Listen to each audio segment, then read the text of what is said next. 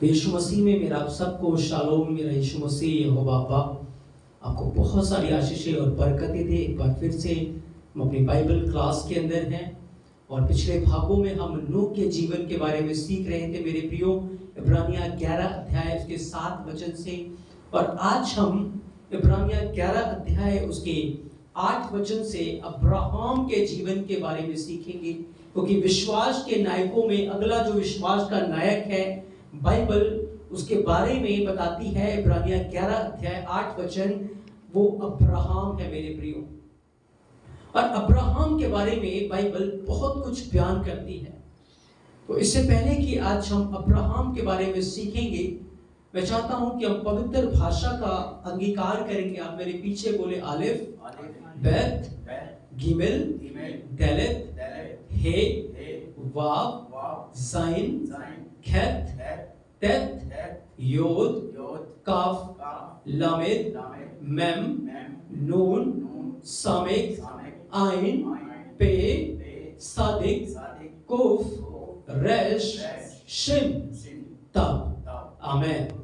तो मैंने आपको पवित्र भाषा यानी कि इब्रानी भाषा, हिब्रू भाषा के 22 अक्षरों को बताया, और इसी 22 अक्षरों के अंदर अब्राहम का नाम भी छुपा हुआ है। अब्राहम के नाम के अंदर बहुत सारी बातों को, बहुत सारे भेद को यीशु मसीह ने, यहोवा अब्बा ने पहले से छुपा के रखा है मेरे प्रियो, जिसको हम आने वाले भागों के अंदर देखेंगे, इब्रानी भाषा से सीखेंगे। पर आज हम अब्राहम के जीवन के बारे में सीखेंगे, क्योंकि इब्रानिया 11 अध्याय 8 वचन के अंदर लिखा है, विश्वास ही से अब्राहम जब बुलाया गया तो आज्ञा मानकर ऐसी जगह निकल गया जिसे विरासत में लेने वाला था, और यह नहीं जानता था कि मैं किधर जाता हूं, तो भी अब्राहम निकल गया। हम इब्रानिया 11 अध्याय को पढ़ रहे हैं, और इब्रानिया 11 अध्याय जो है वो विश्वास के नायकों के बारे में बयान करता है, विश्वास के योद्धाओं के बारे में बयान करता है। लेकिन अब्राहम जो है वो विश्वास करने वालों का पिता है मेरे प्रियो। अब्राहम जो है वो विश्वासियों का पिता है, यानी कि अब्राहम का जो विश्वास है वो सबसे ऊपर है। बाइबल बयान करती है कि अब्राहम ने जैसे यहोवा के ऊपर विश्वास किया, उसका जो विश्वास था वो सबसे बड़ा था मेरे प्रियो, और विश्वास के द्वारा ही हम अब्राहम के वंशज हैं, हम उसकी संतान हैं मेरे प्रियो। क्योंकि अब्राहम ने यहोवा पिता के ऊपर, यहोवा अब्बा के ऊपर ऐसा विश्वास किया कि उसे सब राष्ट्रों का पिता ठहरा दिया गया। सारी कुल, सारी जातियां आज अब्राहम के कारण आशीष पा रही हैं, अब्राहम के कारण। मेरे प्रियो, अब्राहम के जीवन के बारे में बाइबल बहुत कुछ बयान करती है। मैं आज आपको अब्राहम के जीवन के बारे में कुछ बातों को बताऊंगा, क्योंकि जब आप उत्पत्ति 12 अध्याय उसके पहले वचन को पढ़ेंगे तो बाइबल बयान करती है, जब अब्राहम की आयु 75 साल की थी तब यहोवा ने उसको बुलाया। तब यहोवा ने उसे आवाज दी कि अब्राहम, अपने देश को, अपने माता पिता को छोड़कर जो स्थान में तुझे दिखा रहा उस स्थान के ऊपर तू निकल पड़, तू वहां चला जा। लेकिन मेरे प्रियो, बाइबल अब्राहम के जन्म के बारे में चुप है। क्या 75 साल से पहले भी तो अब्राहम के जीवन में कुछ बातें हुई होंगी? एक डायरेक्ट वो 75 साल का हो गया और बाइबल में उसके बारे में लिख दिया गया? उसकी बाकी आयु का क्या, उसके जन्म का क्या, उसके 75 सालों का क्या? उस 75 साल के बारे में अगर हमें जानना है कि अब्राहम के जीवन में क्या बातें हुई, तो हमें यशायाह की किताब को पढ़ना पड़ेगा। हमें जुबली की किताब को पढ़ना पड़ेगा, क्योंकि ये अब्राहम के इतिहास के बारे में बताते हैं, अब्राहम के जन्म के बारे में बताते हैं मेरे प्रियो। पहले ये किताबें बाइबल के अंदर ही थी, क्योंकि जब आप यहोशू की किताब को पढ़ेंगे वहां यशायाह की किताब का बयान किया गया है कि यदि आपको और जानकारी चाहिए, यदि और आप पढ़ना चाहते हैं तो यशायाह की किताब को पढ़ें। तो आज मैं आपको बताऊंगा कि अब्राहम का जो जन्म था वो बहुत अद्भुत था मेरे प्रियो। ऐसे ही अब्राहम विश्वासियों का पिता नहीं है, ऐसे ही उसने राजाओं को नहीं हरा दिया। मेरे प्रियो, अब्राहम जो है वो शेम के वंश से है। शेम का वंश जो था वो धर्मी वंश था। और अब्राहम का जब जन्म हुआ, उसके पिता का नाम तेरा है। जब अब्राहम का जन्म हुआ तो तेरा ने एक बहुत बड़ी दावत की, एक बहुत बड़ी पार्टी की। और उस दावत के अंदर, उस पार्टी के अंदर उसने राजाओं को बुलाया, बुद्धिमान लोगों को बुलाया, ज्योतिषियों को बुलाया, तंत्रियों को बुलाया, कसदियों को बुलाया, पूरे देश के सारे रईस लोगों को उसके पिता ने बुलाया। और जब दावत चल रही थी, जब खाना पीना चल रहा था, खाना पीना हो रहा था, दावत हो रही थी, सबने भरपूरी से खाया। और खा पीकर जब वो बाहर निकले तो कुछ ज्योतिषी उनके अंदर थे। और उन ज्योतिषियों ने स्वर्ग की ओर देखा, आकाश की ओर देखा कि बहुत सारे तारे हैं, आकाश में बहुत सारे तारे हैं।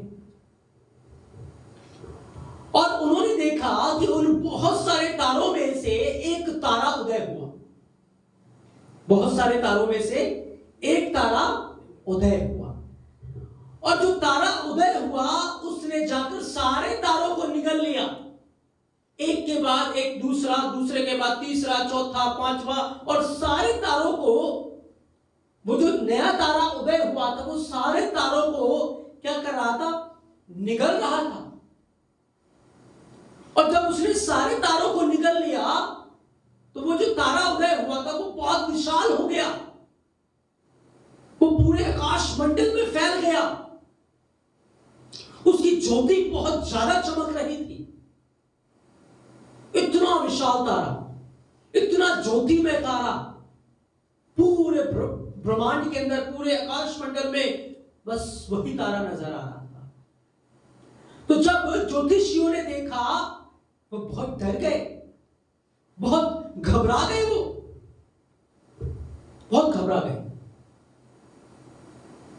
उन्होंने क्योंकि इस बात को जान लिया कि ये जो तारा उदय हुआ है ये तारा और कोई नहीं, ये तारा अब्राहम है। हालेलुया। ये तारा कौन है? अब्राहम है। और बाकी जो तारे हैं वो पृथ्वी के बहुत सारे हुकूमतें हैं, बहुत सारे राज्य हैं, राजा हैं। तो उन्होंने उसके जन्म के पश्चात ही, जन्म के समय ही इस बात को देख लिया कि एक दिन अब्राहम रूपी तारा सारे तारों को निगल लेगा। एक दिन अब्राहम का वंश, अब्राहम की जो कौम है, वंश है, वो सारी पृथ्वी की अधिकारी हो जाएगी। उसके अधीन में पूरी पृथ्वी को यहोवा उसके अधीन कर देगा। हर राज्य को, हर हुकूमत को अब्राहम के अधीन कर दिया जाएगा। हालेलुया। तो ज्योतिषियों ने अब्राहम के जन्म के पश्चात ही, जन्म पर ही इन बातों को देख लिया कि अब्राहम वो राजा बनेगा जो सब राजाओं को मिट्टी में मिला देगा, सब राज्यों को चूर चूर कर देगा। मेरे प्रियो, उसने देख लिया। क्योंकि मैं आपको बताना चाहता हूं कि अब्राहम के वंश में से ही यीशु मसीह रूपी तारा उदय हुआ था। किसके वंश से? अब्राहम के वंश से। क्योंकि अब्राहम से इसहाक उत्पन्न हुआ, इसहाक से आइजक उत्पन्न हुआ, आइजक से याकूब उत्पन्न हुआ, याकूब से 12 गोत्र उत्पन्न हुए। और उन 12 गोत्रों में से यहूदा का कबीला, और यहूदा के कबीले से ही यीशु मसीह का जन्म हुआ। तो यीशु मसीह रूपी ऐसा तारा है जो पृथ्वी की सारी हुकूमतों को, बाइबल बयान करती है, मिट्टी में मिला दिया। क्योंकि दानियल ने भी जब नबूकदनेस्सर राजा को सपन का अर्थ बताया तो क्या बताया?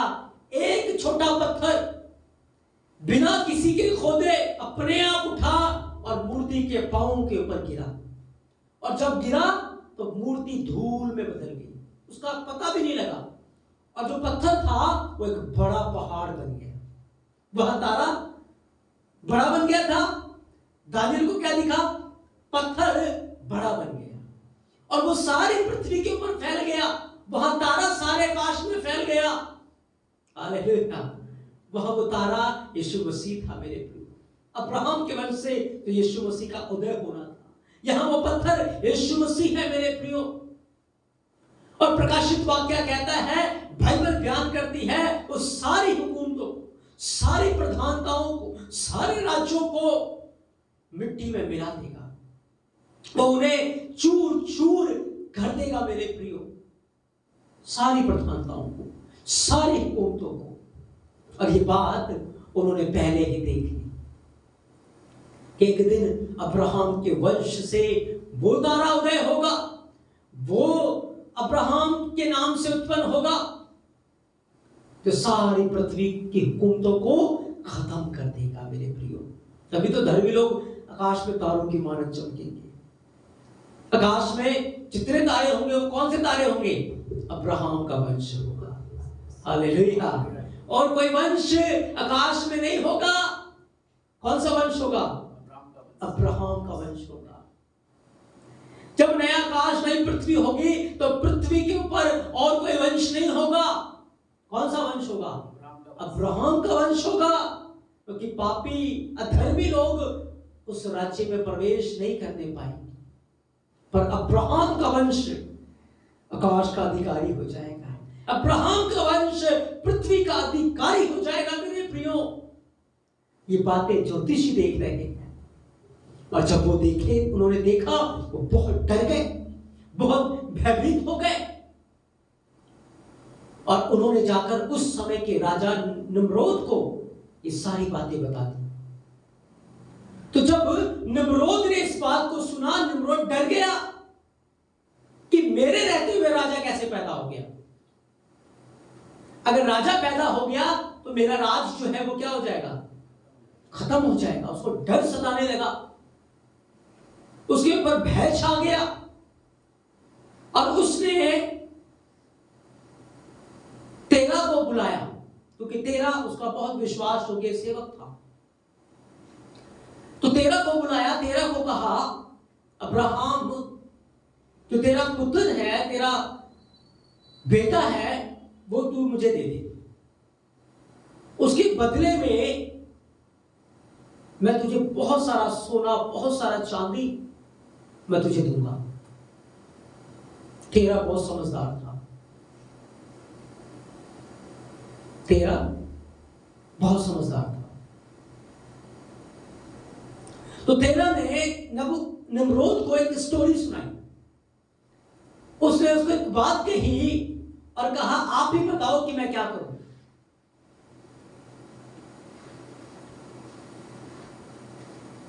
कहता, बहुत धनवान लोग मेरे घर पे आए।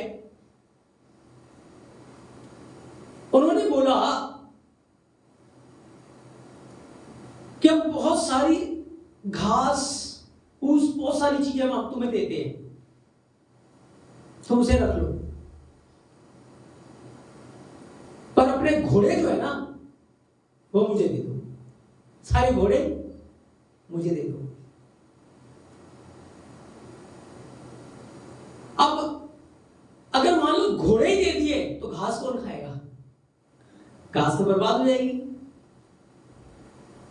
तो नमरोद कहता है ये तो गलत बात है। अगर घोड़े नहीं होंगे तो घास कौन खाएगा? घास का क्या फायदा? कोई फायदा है? तो तेरा ने कहा कि राजा, अगर बेटा ही नहीं होगा औलाद ही नहीं होगी तो मैं संपत्ति का क्या करूंगा? हालेलुया। निम्रोद को गुस्सा आया, ये तो मुझे ही फंसा रहा है, ये तो मुझे ही मक्खन लगा रहा है, ये तो मुझे भी बेवकूफ बना रहा है। जब तेरह ने देखा वो बहुत गुस्सा हो गया, तो उसने कहा मुझे 2 दिन का टाइम दो, मैं अपना बेटा तुम्हें दे दूंगा। तब जब वो अपने घर गया तो अब्राहम के ऊपर मौत का खतरा मंडरा रहा था। अब्राहम के ऊपर मौत के बादल मंडरा रहे थे। आपको पता है जब मूसा का जन्म हुआ था क्या हुआ? उसको मारने के लिए लोग तैयार थे। जब यीशु मसीह का जन्म हुआ, हेरोदेस राजा ने क्या किया था? उसको मारना चाहता था। यहां अब्राहम का जन्म हुआ, अब्राहम को भी लोग क्या करना चाहते हैं? मारना चाहते हैं। धर्मी वंश को हमेशा लोग मारना चाहते हैं, लेकिन याद रखें धर्मी वंश की यहोवा रक्षा करता है।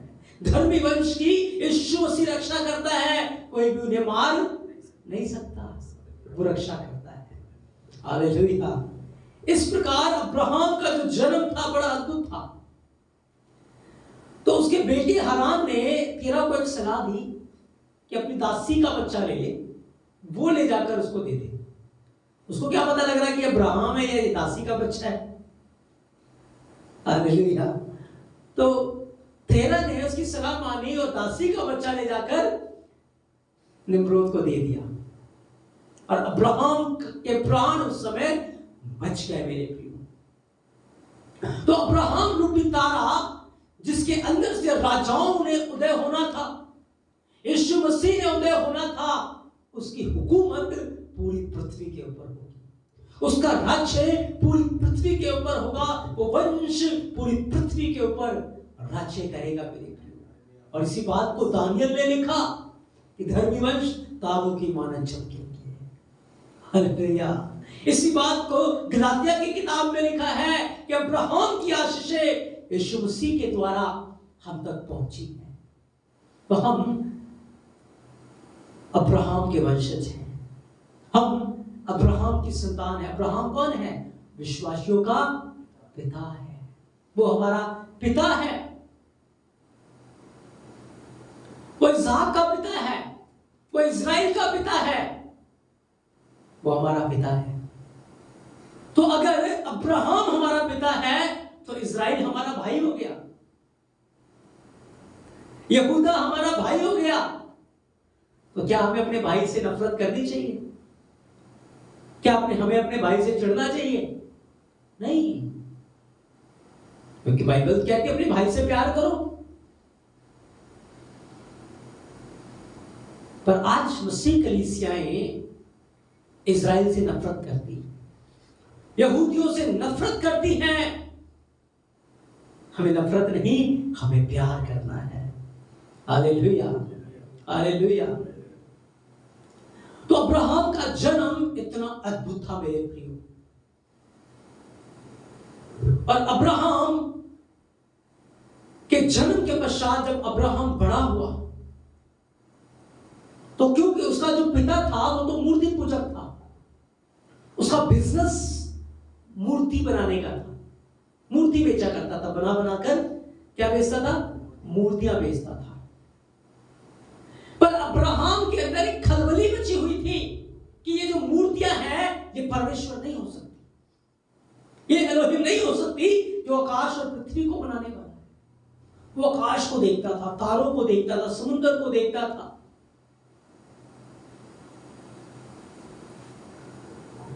और वो बड़ा गहन अध्ययन कर रहा था। एक बार उसने आकाश के अंदर सूरज को देखा तो देखा बहुत प्रकाशमान है। उसने सोचा ये परमेश्वर होगा। पर उसी समय बादल आ गया। तो जब बादल आया सूरज छुप गया, तो उसने सोचा बादल होगा।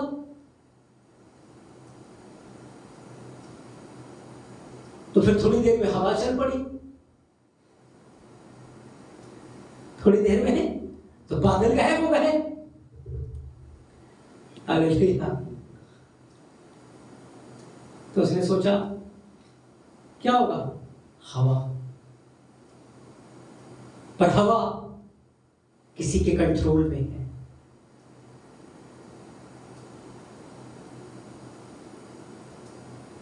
यहोवा हवा को, पानी को, सूरज को, सब कुछ को बनाने वाला है, वो सृष्टि करता है। वो बढ़ रहा था, उसके अंदर ये बातें उत्पन्न हो रही थी, और तभी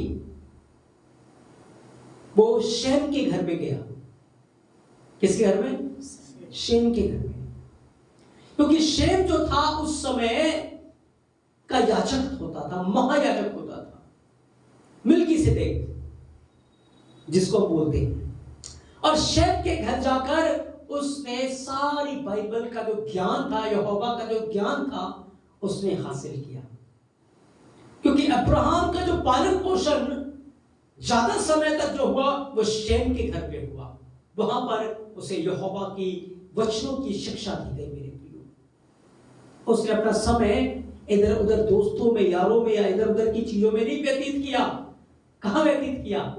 वचन में उसने अपना ध्यान लगाया, वचन को पढ़ने में उसने अपना मन लगाया, वचन के ऊपर उसने अपनी आंखें लगा के रखी। और जब उस शेम के घर पे था, उसने अपने आप को वचनों से भरता गया, भरता गया, भरता गया। यहोवा के ज्ञान से, उसकी आत्मा से वो परिपूर्ण हो गया। और जब वो आत्मा से इतना परिपूर्ण हो गया, और उसके बाद वो अपनी शिक्षा को लेकर वापस तेरा के घर लौटा, तो उसने आकर अपने पिता से पूछा कि पिता, ये आकाश और पृथ्वी किसने बनाया? तो तेरा हंस पड़ा। तेरा कहता ठीक है, मैं तुझे बताऊंगा इस किसने बनाया। तेरा अपने एक घर के अंदर उसे ले गया और बहुत बड़ी मूर्ति दिखाई, कहता इसने बनाया है। किसने बनाया? एक मूर्ति ने।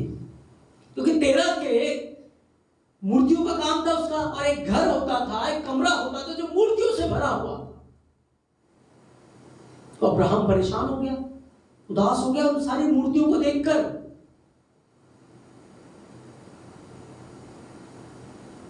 तो एक दिन उसने पता है क्या किया? उसके पिता ने उसको मूर्ति बेचने के काम पे लगा दिया। बेटा, मैं तो राजा के पास जा रहा हूं, तू मूर्ति बेचना। बैठ गया जी।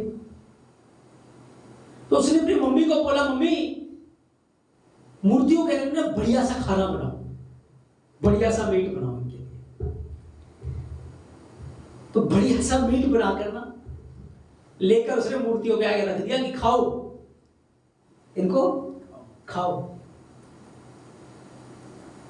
अब्राहम बैठ गया एक जगह जाके, कोई मूर्ति उठी नहीं रही, कोई मीट खाई नहीं रही। सुबह से लेकर शाम तक वो बैठा रहा, पर किसी मूर्ति ने मुंह नहीं खोला। अब्राहम परेशान। अब्राहम फिर गया घर, अपनी मम्मी को बोला, मम्मी कल से ज्यादा बढ़िया मीट बनाओ, ज्यादा क्वांटिटी में बनाओ। हो सकता है मीट थोड़ा था इसलिए मूर्तियों ने खाया ही नहीं। उसकी मम्मी ने कहा ठीक है बेटा। तो उसने अगले दिन और बढ़िया और ज्यादा मीट बनाया। अब्राहम ने ले जाकर मूर्तियों के आगे रख दिया। अब फिर मूर्तियां ना खाए। अब्राहम ने हथौड़ा लिया, हथौड़ा लेकर किसी का कान फोड़ा, किसी का हाथ फोड़ा, किसी का सिर फोड़ा, सारी मूर्तियों को उसने फोड़ दिया। हालेलुया। सारी मूर्तियों को उसने फोड़ दिया, और फोड़ कर ना हथौड़ा जो है सबसे बड़ी वाली मूर्ति के आगे रख दिया, मूर्ति के हाथ में दे दिया। सारी मूर्तियों को फोड़ दिया और हथौड़ा ले जाकर किसको दे दिया? बड़ी मूर्ति को दे दिया, और वहां से भाग गया। उसके पापा आए, उसके पापा ने देखा सारी मूर्तियां टूटी फूटी है, हथौड़ा बड़ी वाली मूर्ति के हाथ में है। उसको पता लग गया ये अब्राहम का काम है। उसने अब्राहम को बुलाया, ये तूने क्या किया? कहता पापा मैंने क्या किया, मैंने तो कुछ भी नहीं किया। मैंने तो बढ़िया सा मीट बनाकर आपके मूर्तियों के आगे रखा कि सारे खा लो। तो सारी जो मूर्तियां थी वो मीट के ऊपर बरस पड़ी। तो बड़ी वाली को देखकर बहुत गुस्सा आ गया कि मैं यहां बैठा और सारी लपक रही है। तो उसने हथौड़ा उठाया और सबको तोड़ फोड़ दिया। हथौड़ा देखो बड़ी वाली मूर्ति के हाथ में है। तो अब्राहम के पिता ने बोला, क्या तू मुझे पागल समझता है? क्या मैं मूर्ख हूं? क्या ये मूर्तियां देख सकती है? क्या ये मूर्तियां सूंघ सकती है? क्या ये मूर्तियां बोल सकती है? क्या ये मूर्तियां चल सकती है? तो फिर ये कैसे मीट खा सकती है? ये कैसे एक दूसरे को मार सकती है? कैसे एक दूसरे को तोड़ फोड़ सकती है? कहता, पापा मैं यही तो समझा रहा था आपको कि ये मूर्तियां ना बोल सकती है, ना देख सकती है, ना चल सकती है, ना सुन सकती है। तुम कैसे कहते हो कि इन मूर्तियों ने आकाश पृथ्वी को बनाया है, जो ना चल सकती है, ना देख सकती है, ना बोल सकती है। Hallelujah, hallelujah. ऐसी बातें अब्राहम ने की और तेरा गुस्से में लाल पीला, क्योंकि उसका बिजनेस का लॉस हो गया है। और उसने अब्राहम के लिए एक बहुत बड़ी युक्ति को रचा, जिसके बारे में हम अगले भाग में सीखेंगे। तो अब्राहम ने अपने पिता की आंखें खोली, अब्राहम ने लोगों की आंखें खोली कि मूर्तियां देख नहीं सकती। अब्राहम वो तारा था जो सूरज की नाई चमकेगा मेरे प्रियो, और जो लोग अंधकार में हैं उन्हें बाहर दिखा देगा। ये वो तारा था, ये वो सूरज था जो लोग आज बुद्ध परस्ती में थे, मूर्ति पूजा में थे। क्या किया इसने? उन्हें ज्योति दिखाई है, क्योंकि यीशु मसीह इसी तारे में से आया, इसी वंश में से आया, और उसने जो लोग बुद्ध के समान हो चुके थे उन्हें बुद्ध परस्ती से आजाद कराया मेरे प्रियो। और हमें एक धर्मी वंश बना के रखा जो स्वर्ग में तारों की मानद चमकेंगे मेरे प्रियो। तो सच में आज हमने अब्राहम के जन्म के बारे में, उसके जीवन के बारे में, उसके 75 साल के इतिहास के बारे में, जो उसके 75 साल के जीवन के अंदर क्या क्या बातें हुई उनके बारे में हम सीख रहे हैं। ऐसे ही अब्राहम निकल नहीं पड़ा, जिसके विषय में बाइबल बताती है उसके रूट्स क्या थे, उसका बैकग्राउंड क्या था, हमें जानना बहुत जरूरी है, ताकि हम भी उस बैकग्राउंड को हासिल करें। ऐसे ही हम सोच लेते हैं कि बस बात हो गई, फटाफट सारी चीजें हो गई। नहीं, उसने घंटों समय बिताया यहोवा के चरणों में, प्रार्थना में बिताया, वचन से अपने आप को भरता रहा। शैम के वंश में, शैम के घर में वो रहा और उसने अपना जीवन समर्पित किया मेरे प्रियो। ऐसे ही बातें नहीं होंगी हमारे साथ अगर हम इधर उधर की बातों से निकलकर यहोवा की हजूरी में, यीशु मसीह की हजूरी में समय व्यतीत करेंगे, तो फिर उसकी हजूरी में बैठना हमारे लिए व्यर्थ नहीं होगा मेरे। इसलिए आज हम अब्राहम के जन्म के बारे में हमने सीखा, उसके कामों के बारे में सीखा। अगले भाग में हम अब्राहम की अग्नि परीक्षा के बारे में सीखेंगे, कैसे अब्राहम के जीवन में एक बड़ी परीक्षा आई और यहोवा ने उसे फतह दी मेरे प्रियो। मेरा द्रोही यीशु मसीह आपको बहुत सारी आशीषें और बरकतें दे। आमीन, हालेलुया।